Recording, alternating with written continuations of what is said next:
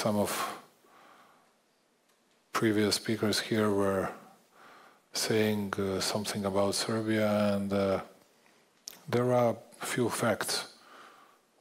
Serbia didn't open any single chapter, any single cluster in the last 3.5 years.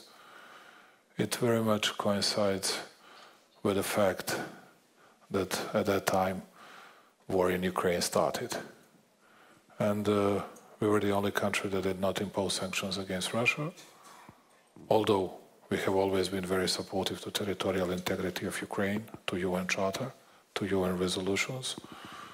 And we have always been condemning an incursion and everything that was going on Ukrainian territory, but it was not enough. It became, as some of your previous guests were saying, more a sort of geopolitical game than a merit-based process, but that's how it goes. We have to face it. And at the same time, I believe that we'll have to consider all the remarks, all the demands from European Union. We need to change the level of our enthusiasm, the level of our energy, to understand what we were doing in a wrong way and to go much faster. Just to say a few words to your people here. When you say Serbia, it means, comparing to Western Balkans, it is almost 55% of overall Western Balkans export to EU. Serbia is, regarding that issue, bigger than all the others altogether. Speaking about FDI attraction, last 3 years, Serbia was more than 60% of overall in attracting foreign direct investments than all the others in the Western Balkans, much bigger.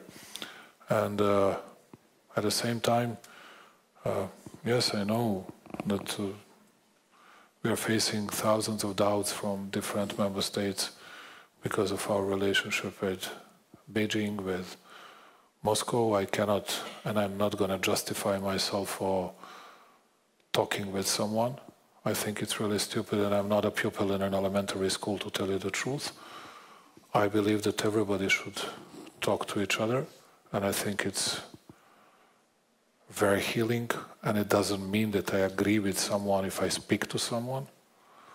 And what was very strange to me, because I heard the words of criticism and I accept it, I'm the culprit, from Marta Kos. Well, it was not just that he went to Moscow. I had plenty of reasons to go there. I had to do something with the gas arrangement. I had to discuss oil industry of Serbia, which was sanctioned at that time by United States of America. And they are an owners of our oil industry of Serbia. I had several issues to discuss it.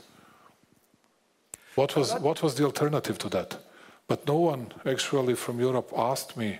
Yes, Costa and Ursula asked me, but not the others. What was the content of our meeting? What we discussed? Because I was not interfering into Ukrainian or meddling into Ukrainian-Russian conflict, because I'm a small guy coming from a small country. I don't give a chance to myself to interfere into something big that either big countries, either European Union deserves to do so. I don't do it. I was discussing my small issues, which are big issues for my people, for Serbian people. And that was my intention. But at the end, I would like to see, if I may say this here, because I was always a big fan of that rule, audiatur et altera pars, hear the other side or listen to the other side as well. I would like to see all the leaders speaking to each other. That's the only way to overcome today's situation.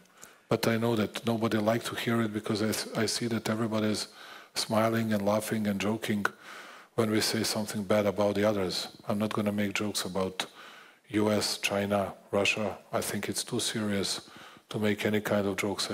I believe that we need talks.